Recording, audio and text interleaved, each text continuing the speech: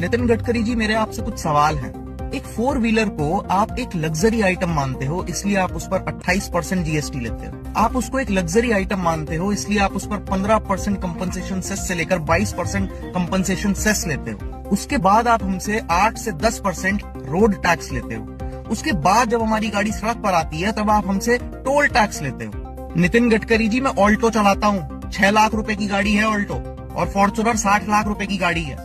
एक टोल पर फॉर्च्यूनर वाला आदमी और एक ऑल्टो चलाने वाला आदमी बराबर टोल देता है। ये कहाँ का सोशल जस्टिस है? इसको आप कैसे जस्टिफाई करोगे?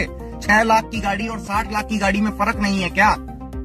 चलो ये तो समझ में आ गया, एक बार के लिए मान लेते हैं ये सब जस्टिफाइड है। लेकिन जो येलो नंबर प्लेट की कार है, जो टैक्सी ड्राइवर्स चलाते हैं, आप उस पर भी 28% जीएसटी चार्ज करते हो। आप उनसे भी 15 से 20% कंपनसेशन सेस चार्ज करते हो। आप उनसे भी 8 से 10% रोड टैक्स लेते हो। आप उनसे भी टोल टैक्स लेते हो। वो अपने मन से टैक्सी नहीं चलाता है, वो इसलिए टैक्सी चलाता है क्योंकि आप उसको रोजगार देने में फेल हो गए।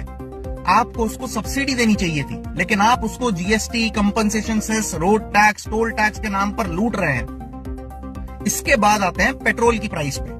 कोविड काल में जब पूरी दुनिया में तेल का दाम इतना कम था, हम तब भी इसी रेट पर पेट्रोल खरीद रहे थे। आपने 100% पेट्रोल में 20% एथेनॉल मिला दिया, उससे हमें क्या फायदा हुआ? हम अब भी उसी रेट में पेट्रोल खरीद रहे हैं। और अब जब ग्लोबली पेट्रोल के दाम बढ़े तो आपने 3 रुपए पेट्रोल पर बढ़ा दिए। तो ये जो सस्ता पेट्रोल कोविड काल में खरीदा गया था, इसका मुनाफा किसको हुआ? ये जो 100% फ्यूल में 20% एथेनॉल मिलाया गया, इसका मुनाफा किसको हुआ? जो व्हीकल्स E20 कंप्लाइंट नहीं थे और वो फिर भी आपका E20 फ्यूल डलवा रहे हैं, उनकी जो माइलेज खराब हुई, उसका हिसाब कौन करेगा? इसके बाद आते हैं तीसरे सवाल पर। जब आपको पता है पेट्रोल एक ऐसी एसेंशियल नीड है भारतवासियों की, तो आपको क्या जरूरत है उस पर सेंट्रल एक्साइज लेने की? आपको क्या जरूरत है उस पर स्टेट वैट लेने की? As a member of Cockroach Janata Party, Mr. Nitin Gadkari ji, I want your resignation from the post of Minister of Road Transport and Highways. You don't deserve that post.